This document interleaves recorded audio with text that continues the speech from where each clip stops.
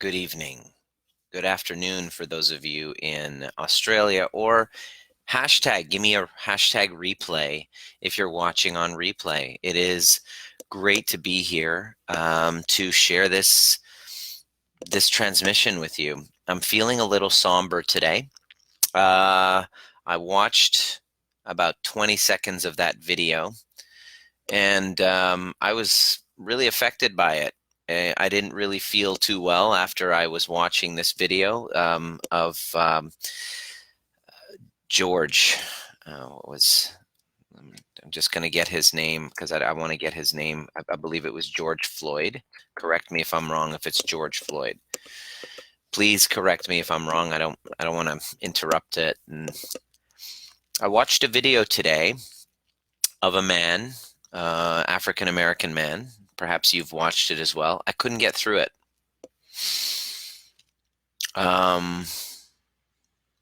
It really impacted me. Let me know if you know what the hell I'm talking about. To think that, the police and the to serve and protect in America have now gotten to the point. Now it's gotten to the point where if you're a person of color walking around the streets and triggering, sometimes what they would consider white fragility. And I'm not saying this in disrespect to white people. I've married a white person. I have many white friends. This is what the racists. I'm not racist. I have many white friends.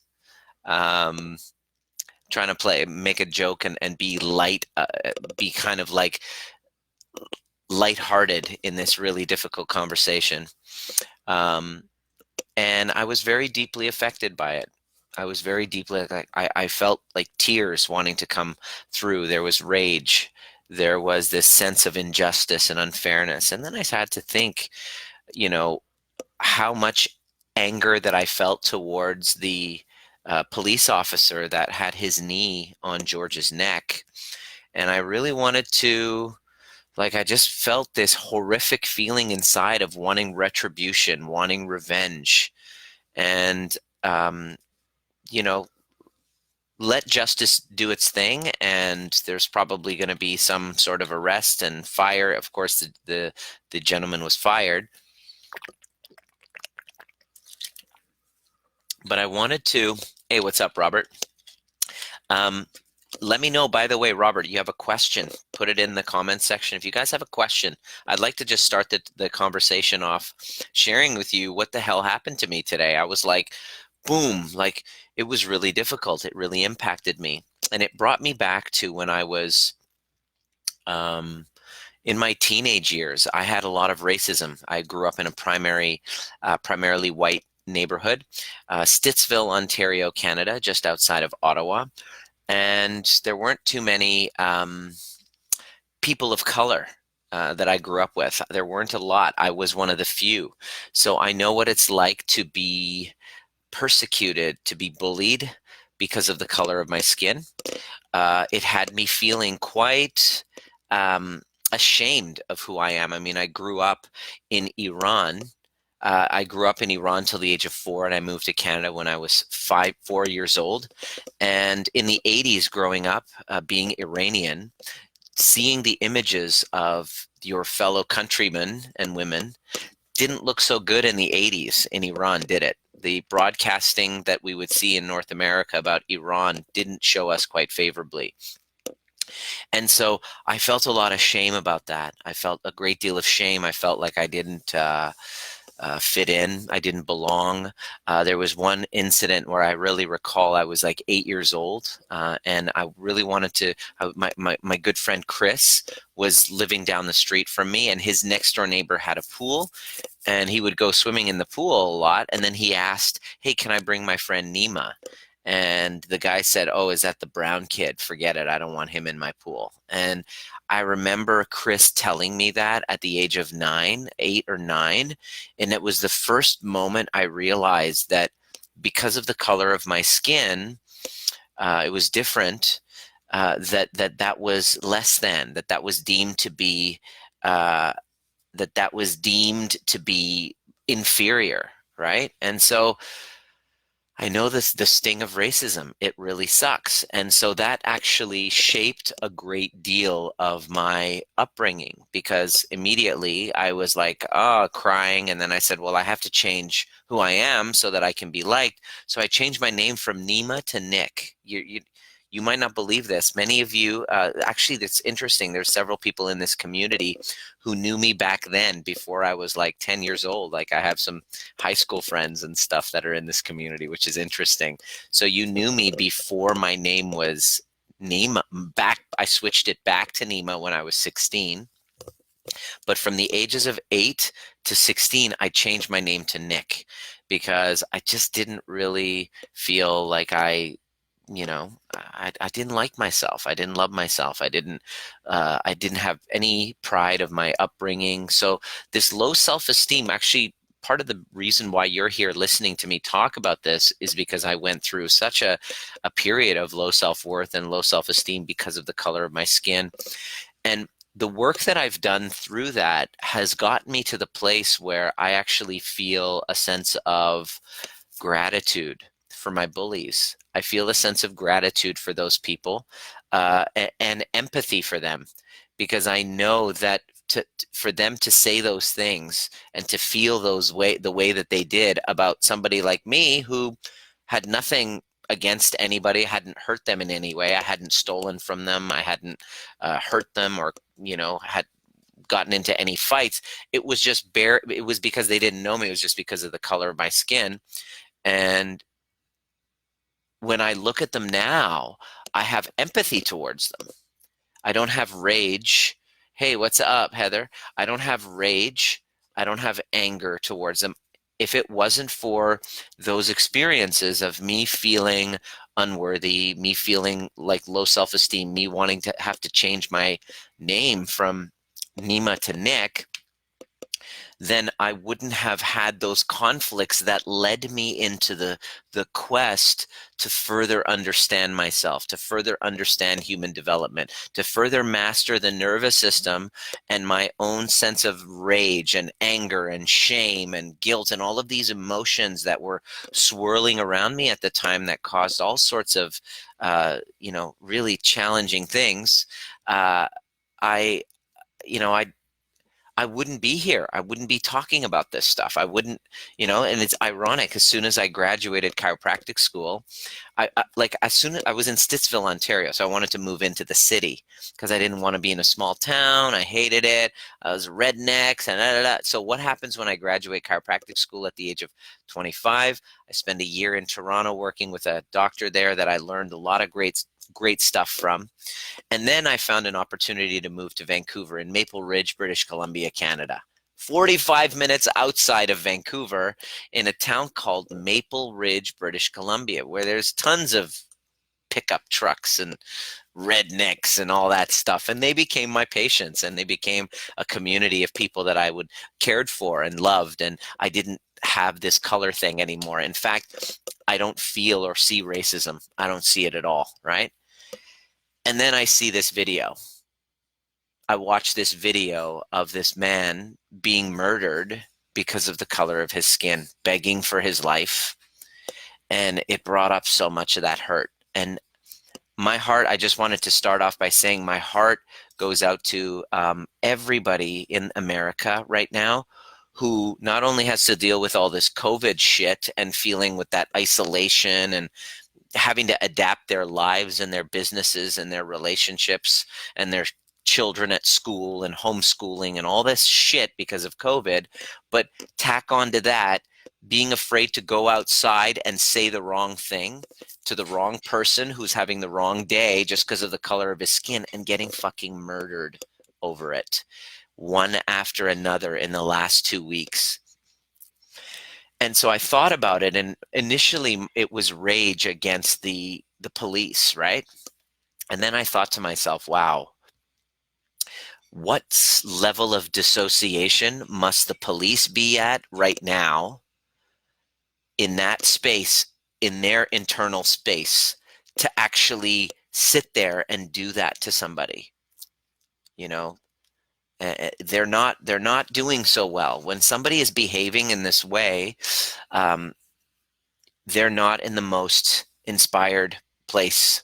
And so again, this echoes what I've been saying, not just the police, like especially the police now, everybody, we are facing a modern day pandemic, not from a virus, but from the mental health impact that's going to happen as a result of this isolation, as a result of all the fear that's being placed upon it. Oh, excuse me. Whoa. I just almost tripped over this wire here. As a result of all of the fear that's being placed upon us. That's actually the rationale why I started this Facebook group during the COVID pandemic. I was in quarantine. If you're just jumping in right now for the very first time, welcome. My name's Dr. Nima Rahmany. I've been a chiropractor for the last 20 years and 19 years. And I've noticed that stress-related disorders show up in the physical body. And if we don't address the stress-related disorders from the thought and the feeling perspective, from this perspective, the stories and the traumas and the chronic shame and guilt and self-abandonment and resentment that is still trapped here because the body keeps the score, then we're not going to have healing. And so I gave myself permission 10 years ago to start the process of leaving the confines of my four walls of my office and starting to teach. And it all began in my office with my patients in Maple Ridge. And now I have an online global community of self-healers, people who are dedicated to learning the tools in how to transform their lives from the inside out. And it's not easy. It's a process. And I'm going to share with you a couple of nuggets and revelations that I've been getting to help get you there. But I also wanted to open the door for, hey guys, I also wanted to open the door for any questions that you're having right now. So I just wanted to talk a little bit about that racism thing. And my thing about that is now that after the work that I did on my own experience with racism, I don't have anger towards people who are racist. A really good, like I know people are like, we got to end racism. And I'm like, you can't like end racism. Like seriously, like there's a human being who has fear over somebody's color of their skin. I can't go tell them not to be afraid of it or to stop being a douche. That's just, I don't have control over somebody else's beliefs about cultures. I can't yell at them and scream at them and shame them for it because that's not going to actually work. The thing that I found that works the best is empathy. And what I'd love for you to do, actually, there's a movie on Netflix. It's a documentary. It's not like amazingly produced, but it's fascinating.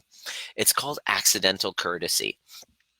And I'm going to invite you to look at racism from a different perspective because I'm considered a person of color, even though the people like brown people, sometimes like Indians, they call me white guy. And I'm like, why? Fuck. Now I'm not included in anyone's party. I'm too white for so-and-so and too brown for so-and-so. Nobody wants to play with me. So that's the story I'm telling right now. But I want you to watch Accidental Courtesy because it's a story of a black gentleman who's a musician who befriends some KKK people and says, listen, all right, let's just have a conversation. What got you into this? And just by making friends with them and empathizing and allowing them to tell their story of why they hate black people, he was listening with an open heart, and he managed to take 24 at the time, members of the KKK hand in their freaking ridiculous looking like outfits. It's called Accidental Courtesy. I highly recommend you watch it. So if you have any questions, let me know right now. What are you dealing with in the terms of your relationships?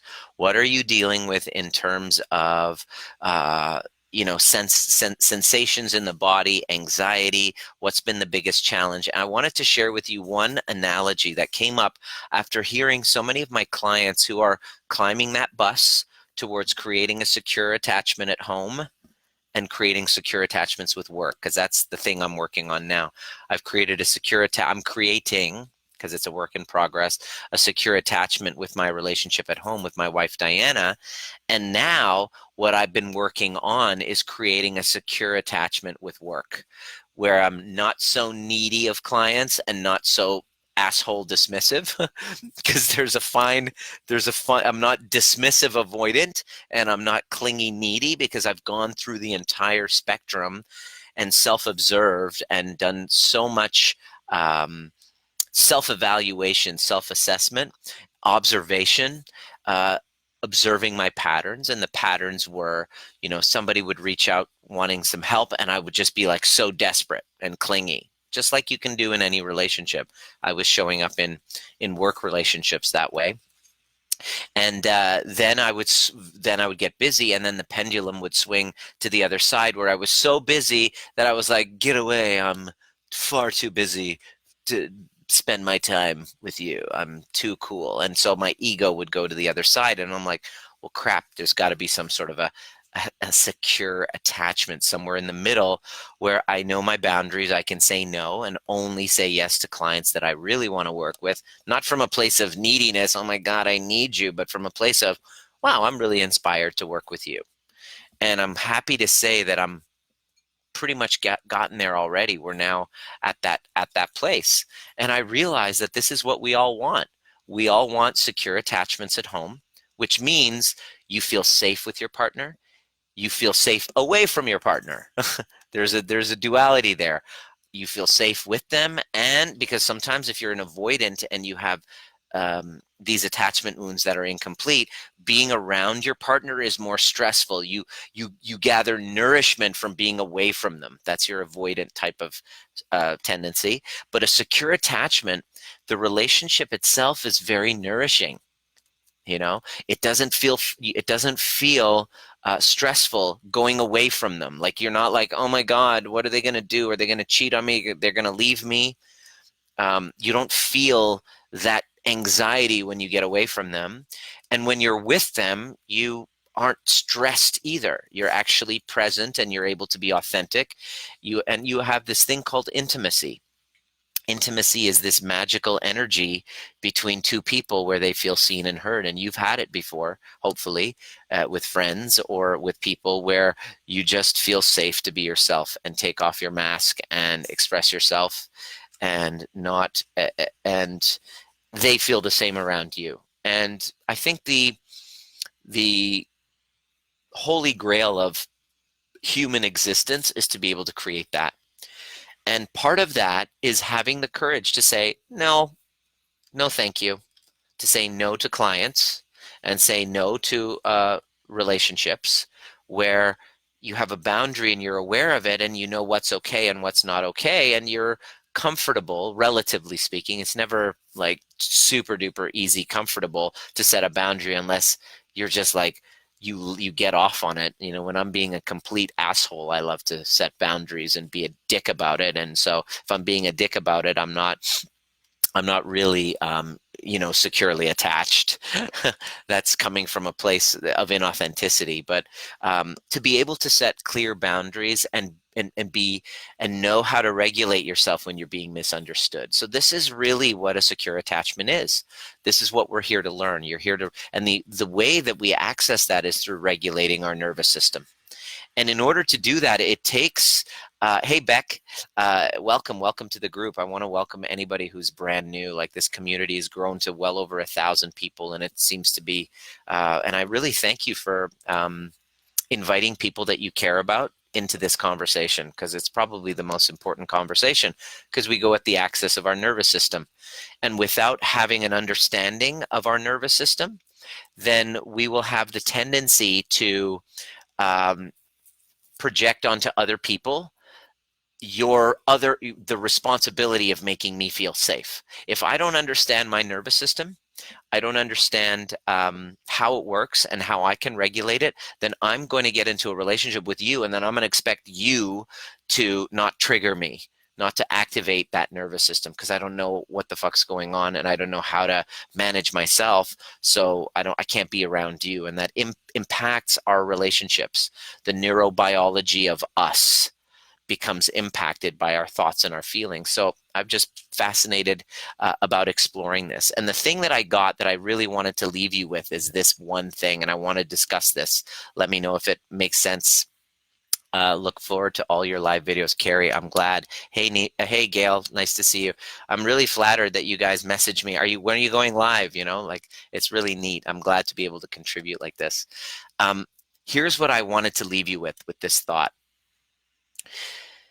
When you start taking on the consciousness work to become trigger proof, you're now called upon to turn the lights on when there was darkness. And when you turn the lights on, you're not going to like what you see initially. You're going to see if you're anything like myself, you're going to see to the degree that your ego has been driving the bus.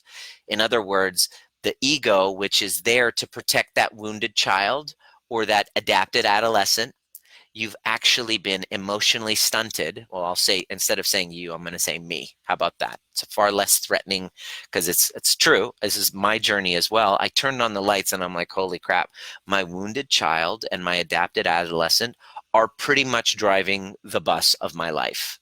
And I'm embarrassed about it. And it sucks. And I'm trying to change the pattern. So what that means is observing my triggers, observing my reactions, observing when I wake up and I have a tendency to have a feeling and then I abandon myself because of that feeling. I say, oh, why do I feel this way? Oh, here I go again. I'm anxious again this morning. God, I can't stop these thoughts. Here are my thoughts. They keep going back to my old story. Oh, I should have done this. It all happened when that happened. Why did I do that? And the never-ending kind of consistent thoughts that keep going on that drive us nuts. When they show up, what'll happen is when you turn on the lights to see it, you're like seeing it everywhere.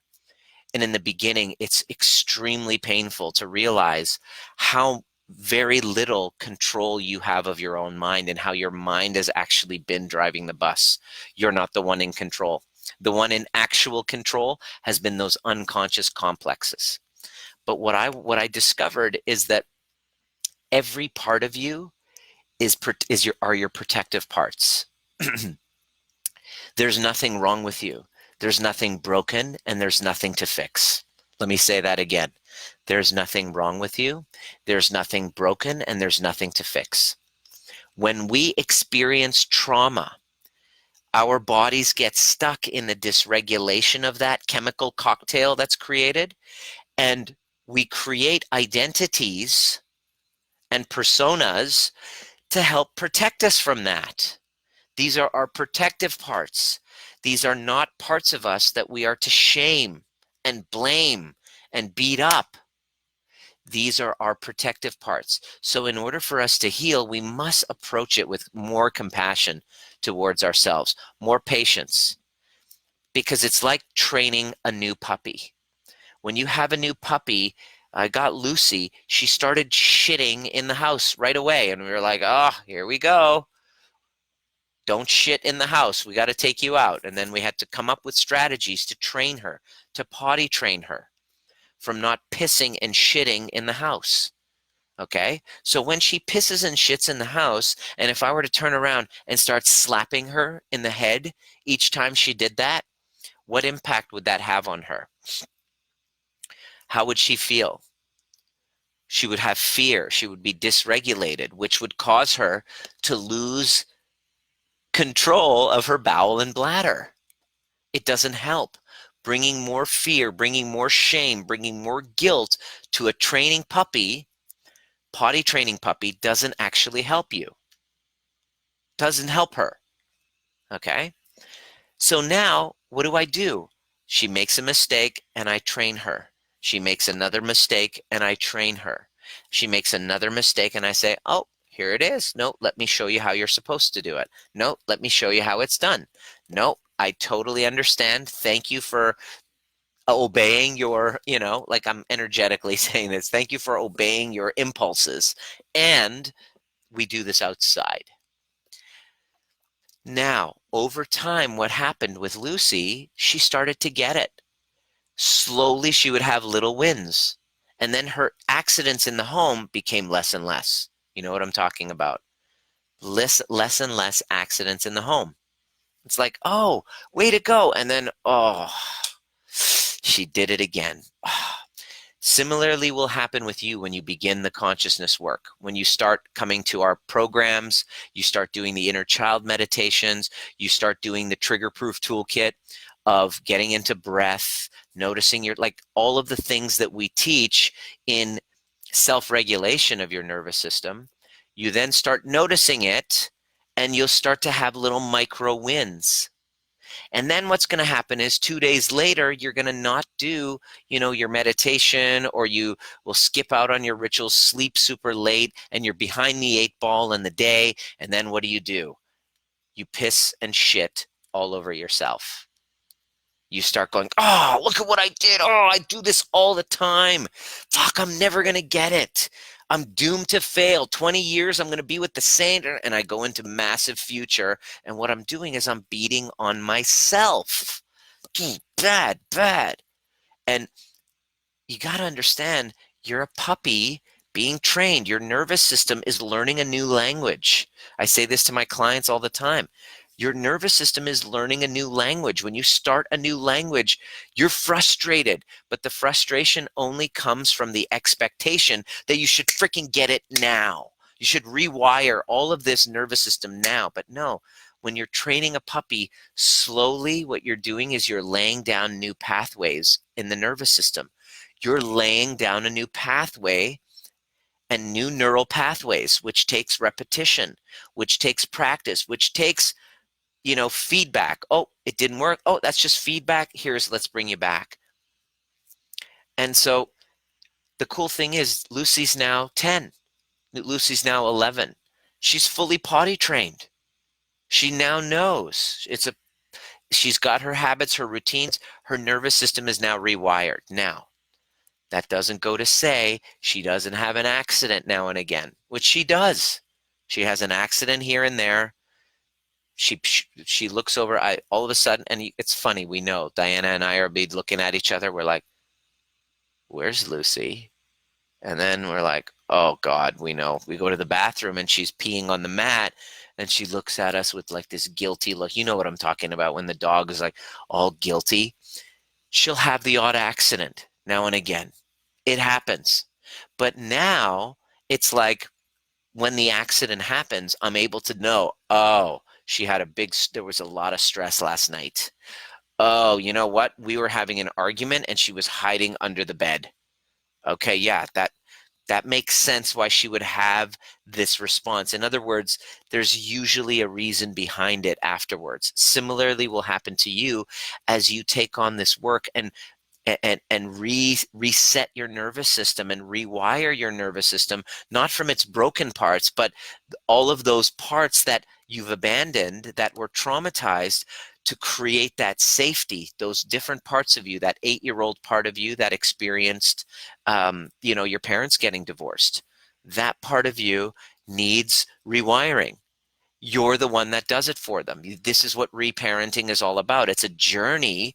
This nervous system regulation activity, all it is a journey to give the upbringing to your younger parts that you never were able to have because of parents that were misattuned, through no fault of their own either, because they didn't take on the work. Does that make sense? Hopefully it's making sense. How to get away from being triggered by someone who's triggered, knowing it's coming. Okay. How to get away from being triggered. Okay. The first thing, good question. The first thing you want to get is to not judge your trigger. You just did it again. How to get away from being triggered by someone. Sometimes the word trigger triggers people. It's a nervous system activation. It's a feeling that comes up. You can't control the trigger. You can only respond. You can only respond in a way that regulates it. The biggest problem that happens, Robert, when you get triggered, is the thought that I shouldn't be triggered, is the thought that I shouldn't have said that, I shouldn't feel this way. And with good reason too, because ever since we were children, when we would have feelings and emotions, because our parents didn't know what to do with them, the first instinct is to shush them, which is what I do as well. Like, I mean, I'm not a parent yet. We got a biscuit in the oven coming out in October. But when Lucy starts barking and we're in, there's neighbors around and we're like, shh, I catch myself going, shh. But what that is my inability. That's my shame that I'm projecting onto her. Think about that. She starts barking, rah, rah, rah, rah, rah, rah. Immediately, I start imagining all of the neighbors telling me off for having the dog that's loud. And what that is, then I turn to her and I go, shut up, Lucy. What I'm doing is I'm dumping my shame trigger onto her instead of looking, stopping, pausing, and seeing what is it that you're calling me for. Oh, she sees me putting on my jacket. She has abandonment wounds, abandonment traumas from me all her life because I've been traveling. She doesn't know when I put on my jacket, I won't be back for like a week. And it's like, oh. When I can empathize with her, I'm not trying to shush her. It's a different energy. My heart opens. And when my heart opens to the person that's triggering me, all of a sudden it calms me down and then it calms them down. But you must first start by not judging your trigger. The trigger becomes the access point for you to go in and see what this is about for you. Not to judge. So when Lucy starts barking and I get triggered, I'm like, shut up, Lucy. Then I can pause and go, wait a second, where's that coming from? Oh my gosh, that's coming from my fear of being called out by the neighbors. That's my shame that I'm dumping onto her. What if I took care of that part of me and realized that, okay, that's not a reflection of me. That's my dog. And if they don't like it, that's well within their right to not be happy about that. But I don't have to make that mean and that I'm not worthy of love, which is what happens when we get triggered. And what I love teaching people is how to expand that space between stimulus and response. Did you notice how I did that? The stimulus happened, which was Lucy barking, and me getting upset and going, shut up, Lucy. Pausing, going, where's that coming from? Going, oh, I'm feeling the shame and the guilt of neighbors calling me out. So that's my own feelings of rejection are causing me to create a rejection onto my dog. Now that's just a interest, just a kind of like a small example, but this is what happens in interpersonal neurobiology. I'm fascinated by it because if you dedicate yourself to widening that space between stimulus and response, to instead of reacting, going, wait, I just reacted, but before I beat myself up for yelling at my dog, can I see where it comes from? Oh, it comes from my own shame. Can I reparent or take care of that part of me that feels ashamed that the neighbors are not happy with me? I can take care of that part of me. I know where that comes from. I have the tools. I teach this, by the way, in the overview experience. That's coming up on Sunday. Those of you who are coming, Robert, you're coming to that for sure. Heather, you're going to be there for that. Let's see, who else? Gail, are you coming? Christine, you definitely should be there. Beck, I hope you're there. On Sunday, it's a 5-hour event where here's what we do together. We take something that's been triggering you. What has it been lately for you? Some of you are going through some major, divorce. There's one lady who's been separated for 6 months. She reached out to me and she's like, I can't live with them. We trigger each other all the time. Another one is like, I'm on the brink of divorce. Yeah, that you and everybody else who's going through COVID. Another person who's going through a challenging time because their teenage daughter is going through some massive drinking problems and they want to be working on themselves instead of trying to fix another. And so whatever your trigger is, you're going to bring it to the table. And then I'm going to teach you my formula that I've been developing for years, studying, kind of refining, integrating, perfecting. And it's a work in progress to help you go from trigger to flow in the least amount of time so that you can show up in the world with an open heart rather than closed because of all of the other traumas that you've been through. And the way that we access that is very interesting. We go through your younger parts and you're going to see it. I'm going to do a little exercise with you, and you're going to kind of close your eyes, and we're going to bring up feelings that whatever challenge is going on in your life, and we're going to bring you back to the younger parts of you that this challenge is transferred from. And then you are going to give that younger part of you, through the reparenting process that I'm going to teach you, all the resources, all the validation that that younger part of you was lacking from your parents. And now it's time for you to do it. And if you don't, this is what I've noticed, is this is the missing piece. When I didn't do this, I was stuck in either wounded child or adapted adolescent. Whenever you're playing the victim, you're being the wounded child. Whenever you're that, which then over time becomes the adaptive adolescent who rebels, who's the arrogant, know-it-all, rebellious, intensity-seeking. And these two parts, what I've observed as human beings, are developmentally, emotionally developmentally stuck in those two areas. So when you get triggered, you either regress back to the 5-year-old or the 15-year-old. So if you were honest with yourself over the last week, over the last 2 weeks, over the last few months, which of these parts of you have driven the bus? And if you're actually ready to have your fully integrated, functional adult start to drive the bus, who doesn't deal with, intensity, is not trying to be so intense, but is more integrated, more living with integrity, having secure attachments rather than codependent cycles. That's how you change the codependent cycles, is you start to become that from the adapted adolescent, you start to grow up emotionally and mature into a fully functioning adult. And so the last thing I wanted to leave you with was, hey, what's up, Alex? Do you take care of the part of you in the moment or later after being aware? Good question. Margaret, you just got started not even like Saturday. You literally got started Sunday. So you're going to learn this, especially when we have our first call together.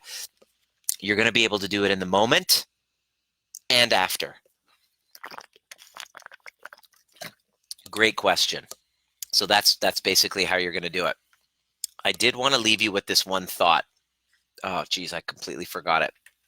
Ah, damn! I forgot what I went, but it was going to blow your mind. I just wanted to, just going to let you know. So, are there any other questions that you have with Lucy? Yes, Robert. That's what I wanted to get you. Is that the first thing, Robert, is to not be so judgmental of your trigger. You get triggered, and what happens is you're like, oh God, I got triggered again. Now you're judging your feelings. Boom, self-abandonment. So over time and practice, and by the way, it's going to take around 2 years. After about 3 months, you start getting very consciously incompetent. You're like unconsciously incompetent at first. Margaret, you're at the point where you're like, I don't even know what I don't know. After about 3 months, you get to where Robert is, where you're like, oh shit, now I know what I don't know. And I've seen how many times I self-abandon. And I'm now, hopefully, Robert, if we do our job right, you're like all in with now saying, okay, this time I know I've seen my self-abandonment, and now I'm going to move up to consciously competent. When the trigger comes up, instead of self-abandoning, blaming myself, oh, I'm never going to make it work. I'm hopeless. I'm going to be alone for the rest of my life, which is the thoughts that come up when you're in the dorsal vagal state. It's like this lawyer just telling you that you're fucking hopeless, but then having the skills to bring yourself up to sympathetic nervous system, up to ventral vagal, which is the social engagement. This is the connection, creativity. Once you get up there, you're like, oh my God, I love everybody. Whereas the day before you were like, I'm done with this person. That's how, because your thoughts change, not because it doesn't start with thought. It starts with state. Your state will determine your thoughts. Let me say that again. Your thoughts don't determine your state. Your state determines your thoughts, which then creates an impact on your state, which then creates shitty thoughts, which then creates shitty states. And now you're stuck in this loop. And you're judging the shit out of yourself. And you're like, I'm never going to get it. And then you got to realize, stop shitting on yourself. Just become aware. get back into breath and start climb. You'll be starting to learn how to climb up that ladder. And then, wow, amazing things will happen when you do. You start becoming the author of your own mood. You stop relying on other people outside of you to make you happy, to make you whatever. One of the biggest things to transform your relationship is to stop projecting your happiness onto your partner.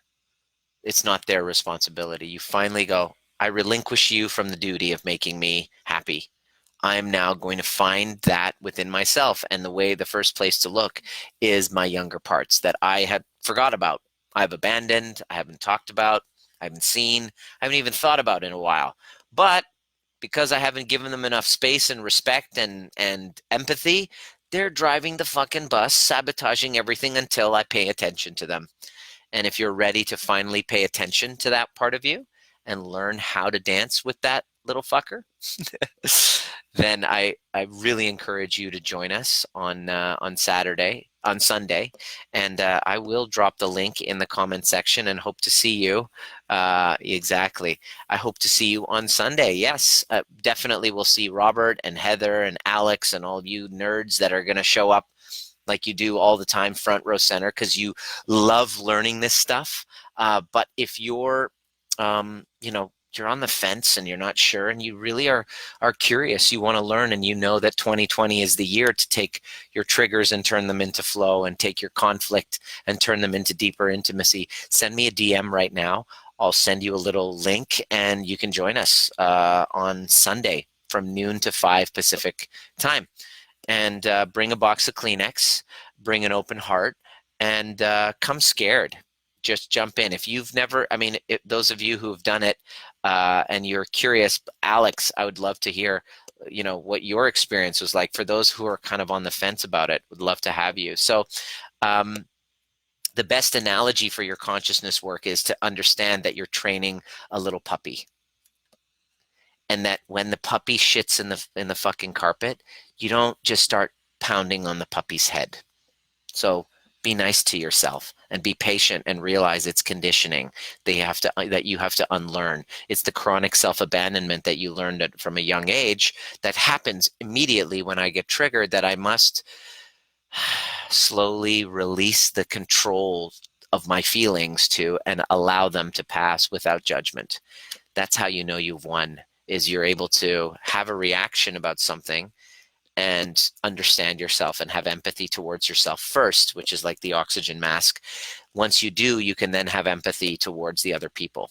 And, I have empathy first and foremost to the people of color in the United States, to African Americans. I have massive empathy of how traumatic it must feel to walk the streets out of this pandemic and feel afraid to trigger the police. You could die from jogging, you know what I mean? Or angry racist people who are scared. And I also have empathy for the people who are so in a dark place, in a place of us versus them, are so disconnected from themselves that they think that they're so threatened that they feel that murdering people is the answer. Everybody needs healing apparently right now. And instead of making, getting really angry and adding to all of the fire that's going on, I'd love to be the voice of reason, the voice of healing. And the best way that I can do that is by first focusing on me, so that I can show up. I have growing pains too. Business is growing, company is growing. There's some growing pains going on within our team, within myself, the overwhelm. I didn't expect it to be so busy. I was like, whoa, what's going to happen? And COVID is, it's become super duper busy. We have like 3 or 4 new clients each week coming into our program, which is a good problem to have. And then now there's some growing pains. And so my responsibility first is to make sure that I'm showing up for each challenge that I'm facing with a regulated nervous system, with an open heart, and curious and intentional for creation. I want to make sure, and this was my last point that I've just remembered. There are two forces within you that, depending on your nervous system state, are driving the bus. You have a creative force and you have a destructive force. We all have that. We need to build and we need to destroy. Your cells are building and they're destroying at the same time. If anything's just building and not destroying, that's cancer. So we do have to have build and destroy. So you have a creative side and you have a destructive side to you. The question I'd like for you to ask when you're in a space is, am I coming from a creative place or am I coming from a destructive place? Write that one down. Okay? Write that one down. Am I right now, in talking to myself, am I coming from my creative place, or am I coming from my destructive place? Because we have both, and we have the power to choose. This whole conversation of becoming trigger proof doesn't mean trigger less, Robert.